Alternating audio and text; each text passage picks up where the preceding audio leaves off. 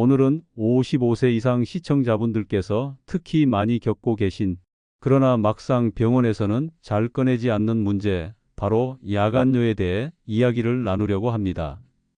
혹시 여러분은 이런 경험 있으신가요? 밤에 잠들었는데 한두 시간도 안 지나서 소변이 마려워 눈을 뜨는 경우요.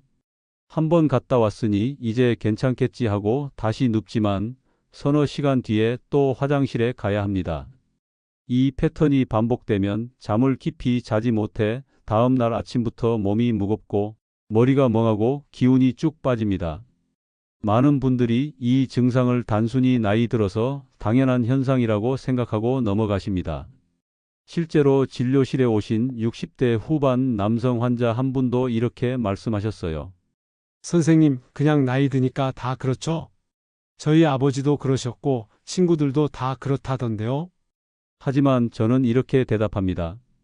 네, 나이가 들면 어느 정도는 흔하지만 그게 정상이라고 해서 방치하면 안 됩니다.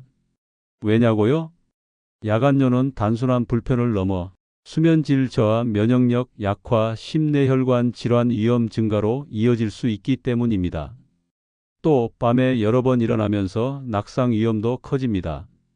특히 65세 이상에서는 화장실 가다 넘어져 고관절 골절이 생기면 회복에 몇 달이 걸리고 그 사이에 근육량이 확 줄어 거동이 어려워지는 악순환이 생길 수 있습니다. 의사로서 본 야간뇨의 심각성.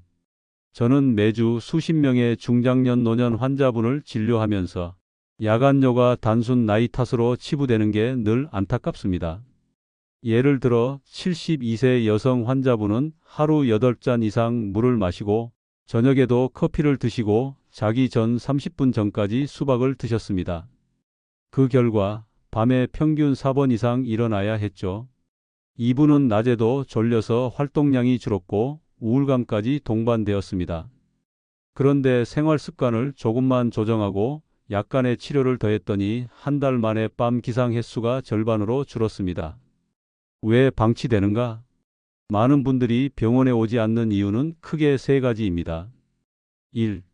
부끄러움, 소변 문제를 이야기하는 게 창피하다고 생각. 2. 노화 탓, 원래 그런 거지 하며 체념. 3.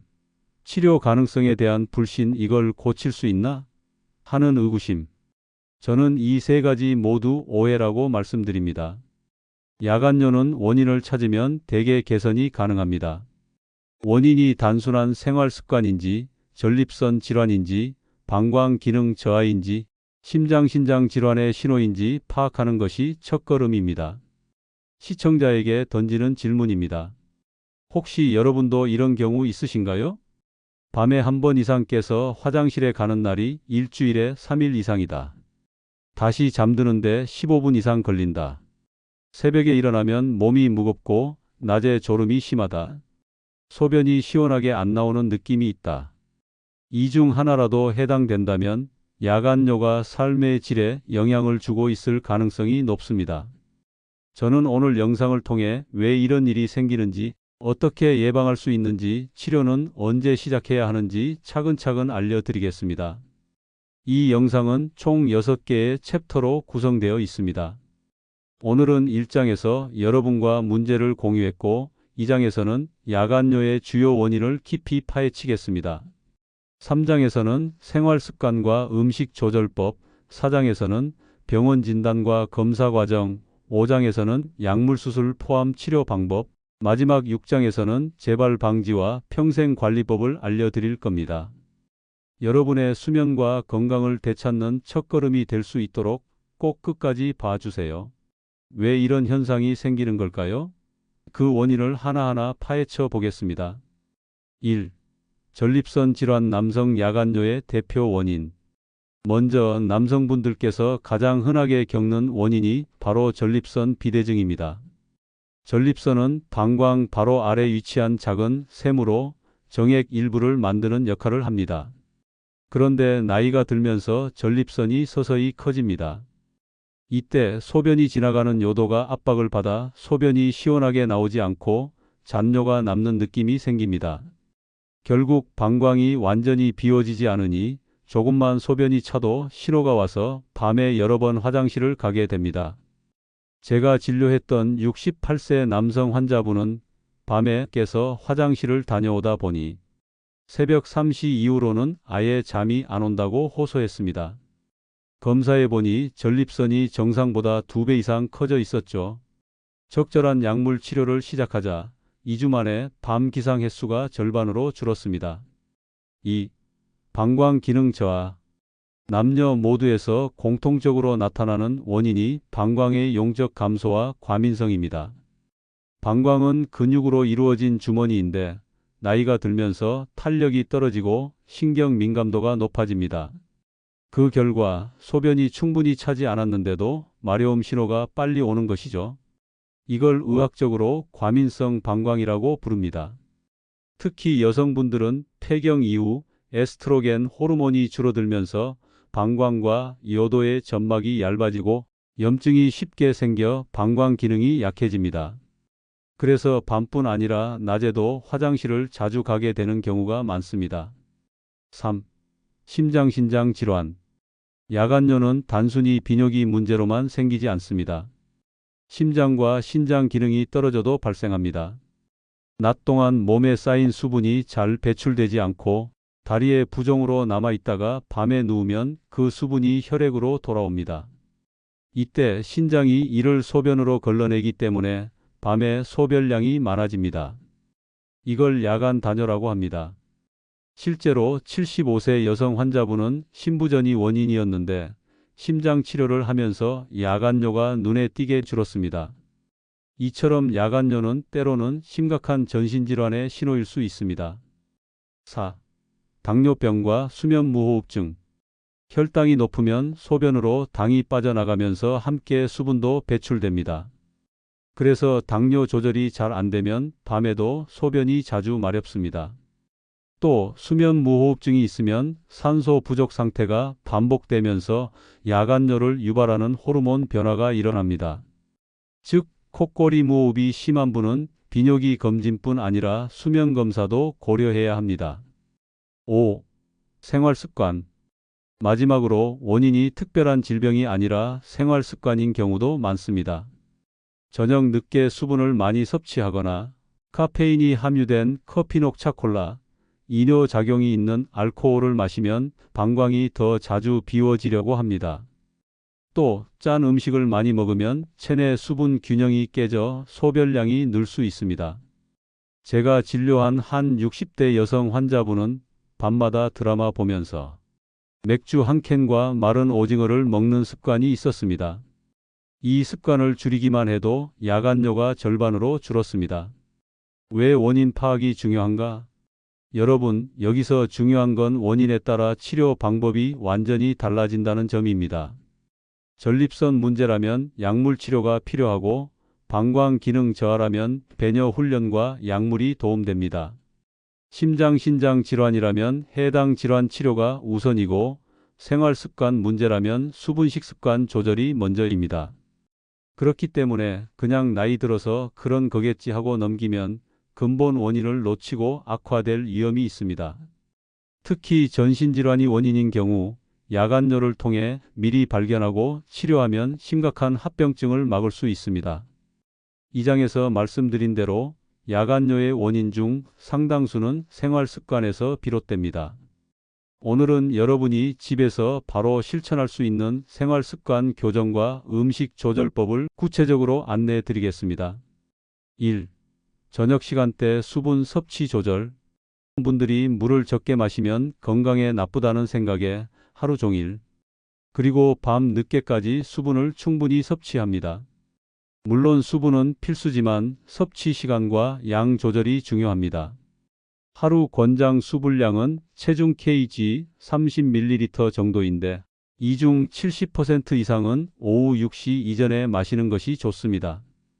특히 잠자기 전 23시간 전에는 수분 섭취를 최소화해 주세요. 제가 진료했던 63세 남성 환자분은 저녁에 운동 후 물을 1리터 가까이 마시는 습관이 있었습니다. 이 습관만 줄여도 밤 기상 횟수가 4회에서 12회로 줄었습니다. 물은 낮 동안 충분히, 밤에는 절제하는 것이 핵심입니다. 2. 카페인과 알코올 제한. 카페인 커피, 녹차, 홍차, 콜라, 에너지 음료는 이뇨 작용이 있어 소변량을 늘리고 방광을 자극합니다. 저녁 이후에는 카페인이 포함된 음료를 피하는 것이 좋습니다. 알코올도 마찬가지입니다. 맥주, 와인, 소주는 모두 이뇨 작용이 있으며 특히 알코올은 방광 근육 조절 능력을 떨어뜨려 소변을 참기 어렵게 만듭니다. 맥주 한 캔 정도는 괜찮겠지라고 생각하실 수 있지만 야간뇨가 있는 분들에게는 그 한 캔이 밤잠을 방해하는 결정적 요인이 됩니다. 3. 염분소금 섭취 줄이기. 짜게 먹으면 혈액 속 나트륨 농도가 높아지고 몸은 이를 희석하기 위해 수분을 더 보유하려고 합니다. 그 결과 낮 동안 부종이 심해지고 밤에 누우면 그 부종이 풀리면서 소변량이 늘어납니다. 하루 나트륨 섭취 권장량은 2000mg 이하이지만 실제 한국인의 평균 섭취량은 그 2배에 가깝습니다. 김치, 젓갈, 찌개, 라면 등 나트륨 함량이 높은 음식을 줄이고 양념은 최소화하며 국물은 가능한 남기는 습관이 좋습니다. 4. 저녁 식사 시간과 양 조절. 저녁 식사를 늦게 하면 소화 과정에서 수분과 노폐물이 밤 시간에 배출됩니다. 가능하다면 저녁 식사는 잠자기 4시간 전에 끝내고 소화에 부담이 적은 메뉴를 선택하세요. 또 너무 많은 단백질 지방을 섭취하면 대사 과정에서 수분이 더 필요해져 소변량이 늘 수 있습니다. 5. 낮 동안의 다리 부종 관리. 야간뇨의 원인 중 하나가 다리의 고인 수분이 밤에 순환되며 소변으로 배출되는 현상입니다. 이를 줄이기 위해 낮 동안 다리를 자주 움직이고 틈틈이 다리 올리기를 해주세요. 오후에 1530분 정도 다리를 심장보다 높게 올려두면 부종이 줄어듭니다. 또 압박 스타킹 착용도 도움이 됩니다. 6. 방광 훈련과 배뇨 습관. 방광 용량이 줄어들거나 과민성이 있는 경우 조금만 차도 마려움을 느끼게 됩니다. 이럴 때는 배뇨 간격 늘리기 훈련이 필요합니다. 예를 들어 평소 이 시간마다 화장실을 간다면 처음에는 10분만 참아보고 그 다음엔 20분 점차 간격을 늘려 방광을 단련합니다. 물론 무리하게 참는 건 좋지 않지만 조금씩 시간을 늘려주면 신경 민감도가 완화됩니다. 7. 수면 환경 조절. 밤에 자주 깨면 실제로는 소변 때문이 아니라 얕은 잠이 원인인 경우도 있습니다. 방 온도 습도를 쾌적하게 유지하고 침실을 어둡게 하며 잠들기 전 스마트폰 사용을 줄이는 것이 좋습니다. 수면이 깊어지면 방광이 소변을 저장하는 능력도 좋아집니다. 8. 건강 기록 습관. 야간뇨가 심하다면 배뇨일지를 작성해 보세요. 언제 얼마나 마셨고 몇 시에 몇 번 화장실에 갔는지 기록하면 원인을 찾는 데 큰 도움이 됩니다. 저는 환자분들께 최소 3일 이상 기록해 오시라고 권합니다. 이렇게 하면 내가 저녁 8시에 수박을 먹었더니 그날 밤 3번이나 깼구나 하고 스스로 패턴을 발견할 수 있습니다. 9. 가족과 함께 실천하기. 생활 습관 개선은 혼자보다 가족과 함께 할 때 성공률이 높습니다. 배우자와 함께 저녁 식사 시간을 앞당기고 카페인 줄이기, 염분 줄이기를 실천해 보세요. 서로의 변화를 응원하고 체크하면 훨씬 쉽게 습관이 자리 잡습니다. 정리하자면 야간뇨를 줄이는 생활 습관의 핵심은 저녁 이후 수분 카페인 알코올 제한, 염분 줄이기, 저녁 식사 시간 조절, 부종 관리, 방광 훈련과 숙면 환경 조성입니다. 다음 사장에서는 이런 생활 습관 변화에도 불구하고 증상이 계속될 때 어떤 진단 과정을 거쳐야 하는지와 병원에서 받는 검사에 대해 알려드리겠습니다. 이 과정을 아시면 병원 방문 시 훨씬 수월하게 진료를 받을 수 있습니다. 여러분, 야간뇨가 계속되고 있다면 그냥 나이 때문이겠지 하고 넘기지 말고 병원에서 정확히 진단을 받아야 합니다.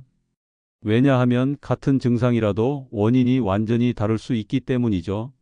저는 외래에서 하루에도 여러 번 밤에 자주 깨서 힘들다는 환자분을 만납니다.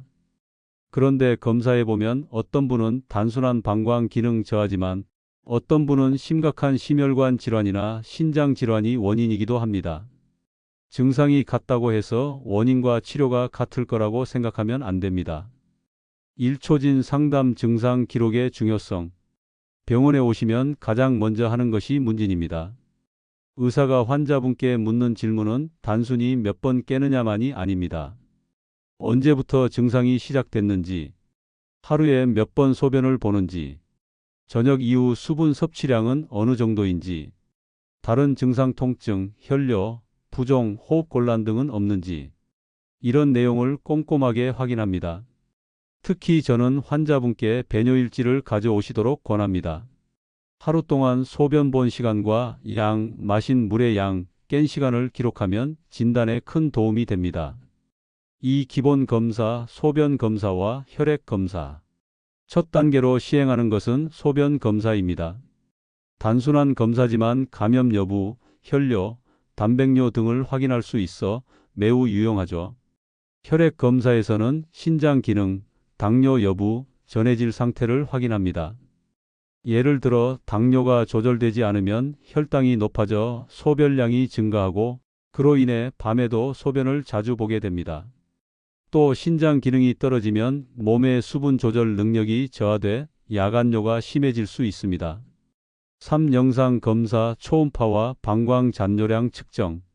남성 환자라면 전립선 초음파를 통해 전립선 크기와 구조를 확인합니다. 여성 환자도 방광요도 구조를 확인하기 위해 골반 초음파를 진행하는 경우가 있습니다. 이 과정에서 잔뇨량을 측정하는데 소변을 본 후에도 방광에 얼마나 소변이 남아 있는지를 보는 것이죠. 잔뇨량이 많다면 방광 기능 저하, 요도 협착, 전립선 비대 등이 의심됩니다. 4. 특수 검사 요속 검사와 배뇨 기능 검사. 단순 검사로 원인이 불분명할 때는 요속 검사를 합니다. 이 검사는 소변이 얼마나 빠르고 강하게 나오는지를 측정합니다. 또 배뇨 기능 검사를 통해 방광 근육의 수축력, 요도, 압력 등을 분석할 수 있습니다. 이 과정에서 방광이 너무 예민하게 수축하는 과민성 방광인지 아니면 힘이 약해져서 소변이 남는 경우인지 구분이 가능합니다. 5. 심장수면 관련 검사. 의외로 야간뇨의 원인이 심부전이나 수면 무호흡증인 경우가 있습니다. 심부전 환자는 낮 동안 다리에 고인 수분이 밤에 누웠을 때 심장으로 돌아가면서 소변으로 배출됩니다.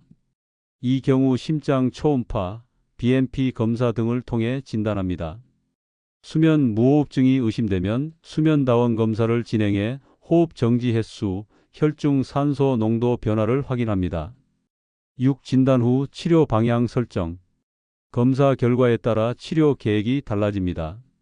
예를 들어 전립선 비대증이 원인이라면 약물 치료나 수술이 필요할 수 있고 과민성 방광이면 방광 안정제를 사용하거나 행동 치료를 병행합니다. 심혈관 질환이 원인이라면 그쪽 치료가 우선돼야 합니다.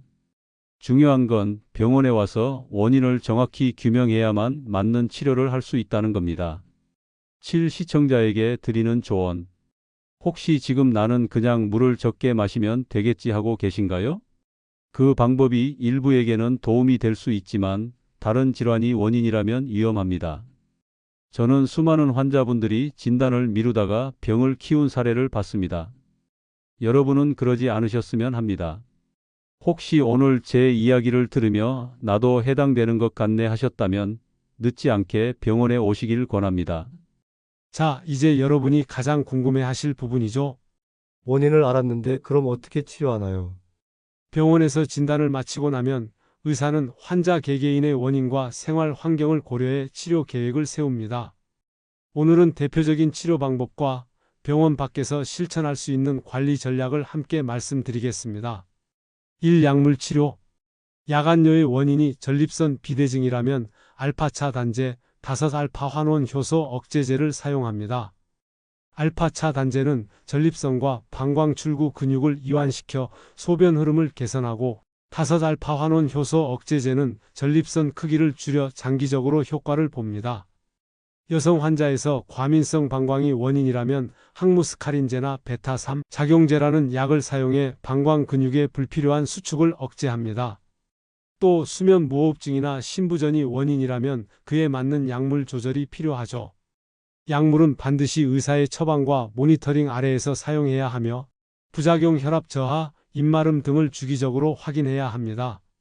이 시술 및 수술 치료, 약물로 조절이 안 되거나 부작용이 심한 경우에는 시술이나 수술을 고려합니다. 전립선 비대증의 경우 경요도 전립선 절제술 TURP 대표적입니다. 최근에는 레이저를 이용해 출혈을 최소화한 수술법도 많이 사용됩니다. 과민성 방광이 심한 경우에는 방광 내 보톡스 주사를 통해 방광 근육의 과도한 수축을 억제할 수 있습니다. 여기서 중요한 점은 모든 환자에게 수술이 필요한 건 아니라는 겁니다. 환자의 증상, 연령, 전신 건강 상태를 모두 고려해 결정해야 합니다. 3. 생활습관 관리 병원 치료와 병행 필수. 병원 치료만큼 중요한 것이 생활습관입니다. 저녁 이후 과도한 수분 섭취를 피하고 특히 카페인과 알코올을 줄이는 것이 기본입니다. 염분이 많은 음식은 체내 수분 저류를 증가시켜 야간뇨를 악화시키므로 주의해야 합니다. 또한 낮 동안 가벼운 운동으로 순환을 개선하면 다리에 고인 수분이 밤에 한꺼번에 올라오는 것을 줄일 수 있습니다. 특히 저녁 식사 후 1시간 정도 가볍게 걷는 습관은 효과적입니다. 4. 수면 환경 조정. 수면이 얕으면 조금만 방광이 차도 깨게 됩니다. 방 온도는 약간 서늘하게, 조명은 완전히 끄고 스마트폰이나 TV 시청은 잠들기 30분 전에는 중단하세요. 또 자기 전 배뇨를 습관화하면 첫 수면 사이클 동안은 깨지 않고 잘 수 있습니다. 5. 배뇨 훈련.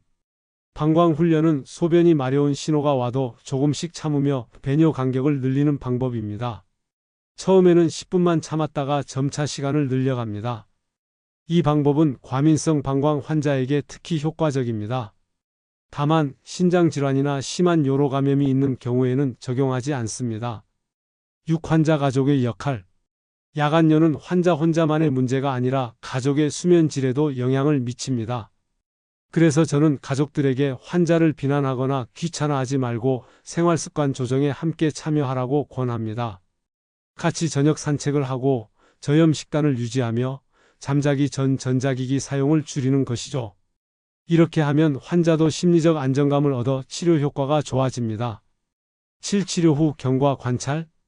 야간뇨 치료는 한 번에 완전히 사라지는 경우보다 점차 횟수가 줄고 수면 질이 좋아지는 형태가 많습니다. 따라서 13개월 간격으로 경과를 확인하고 약물 습관 조절을 계속해 나가는 것이 중요합니다. 또 증상이 재발할 수 있으니 정기 검진을 빼먹지 말아야 합니다. 마지막 6장에서는 재발 방지와 장기적인 관리 전략을 다룹니다. 치료 후에도 꾸준히 실천해야 할 생활 습관, 경고 신호, 그리고 시청자 여러분이 스스로 체크할 수 있는 방법까지 정리해 드리겠습니다. 여러분, 야간뇨 치료의 끝은 치료 종료가 아닙니다. 왜냐하면 이 증상은 쉽게 재발할 수 있기 때문이죠. 특히 나이가 들수록 신체 기능이 조금만 변해도 방광과 신장 기능에 영향을 주기 때문에 증상이 좋아졌다고 안심하다가 몇 달 후 다시 악화되는 경우를 저는 수없이 봤습니다.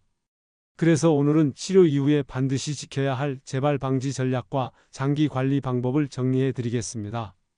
1. 정기적인 건강검진 최소 1년에 한 번.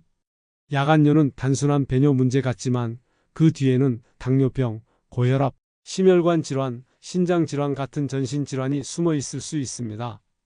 따라서 증상이 없어도 1년에 한 번은 혈액 검사, 소변 검사, 신장 초음파 등을 통해 몸 상태를 점검하세요.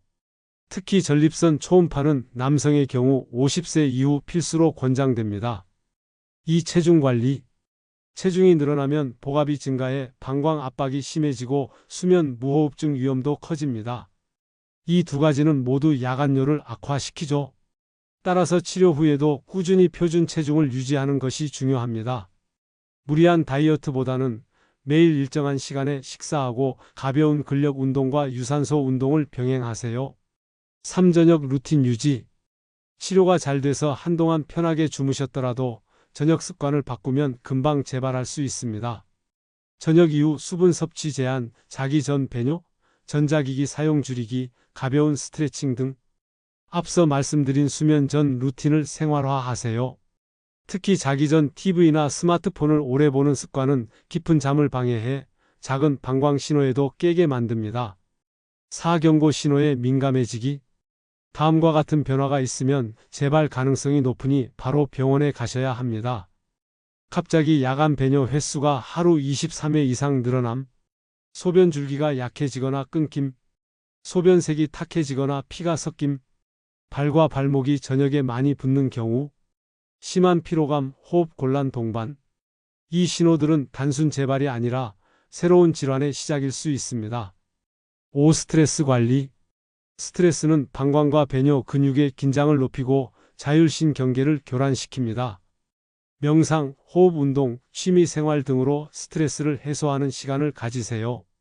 저는 환자분들께 병원 치료만큼 중요한 게 스트레스 조절이라고 늘 강조합니다. 육가족과의 소통. 야간뇨는 환자만의 문제가 아닙니다. 밤에 자주 깨는 환자를 돌보는 가족도 수면 부족과 스트레스에 시달릴 수 있습니다. 서로의 불편을 이해하고 함께 생활 습관을 조율하는 것이 장기 관리의 핵심입니다. 예를 들어 가족이 함께 저염 식단을 하고 저녁 산책을 나가면 환자도 꾸준히 실천하게 됩니다. 7. 기록 습관 유지. 치료가 끝나도 배뇨일지 작성은 꾸준히 해보세요. 한 달에 한 번 정도 3일간 배뇨 시간의 수양을 기록하면 재발 징후를 조기에 발견할 수 있습니다. 스마트폰 앱을 활용해도 좋습니다. 기록이 있으면 병원 진료 시 정확한 상담과 처방이 가능합니다. 8. 장기 목표 설정. 야간뇨 관리의 최종 목표는 밤에 푹 자는 것입니다. 하지만 그 목표를 달성하려면 건강 수명 연장과 연결해야 합니다. 수면 질이 높아지면 면역력이 회복되고 치매, 심혈관 질환, 우울증 위험이 줄어듭니다. 즉, 야간뇨 관리는 단순히 화장실 문제를 넘어서 여러분의 남은 인생 건강을 지키는 프로젝트입니다. 오늘 1장부터 6장까지 함께한 이야기를 통해 여러분이 야간뇨를 나이 탓으로만 여기지 않게 되었길 바랍니다. 증상을 가볍게 넘기면 삶의 질뿐 아니라 건강 전반에 큰 영향을 줄 수 있습니다. 지금부터라도 원인 파악, 치료, 생활 습관 개선, 그리고 장기 관리까지 체계적으로 실천해 보세요. 여러분의 편안한 밤과 건강한 내일을 응원합니다.